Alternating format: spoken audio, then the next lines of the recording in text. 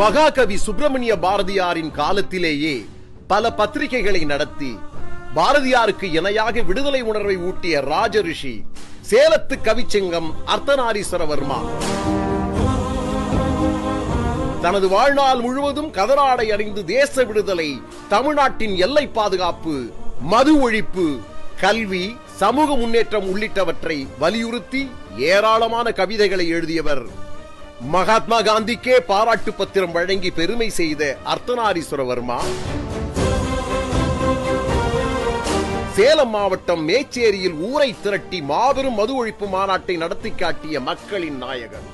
மகாத்மா காந்தியை தமிழக மக்களுக்கு அறிமுகம் செய்து அடையாளம் காட்டிய சர்தார் ஆதிகேசவ நாயக்கர் வரிகுடா இயக்கத்தில் முக்கிய பங்காற்றியதால் பல ஆயிரம் கோடி மதிப்புடைய நூற்றுக்கணக்கான ஏக்கர் நிலங்களை இழந்தாலும் அதை பற்றி கவலைப்படாதவர்.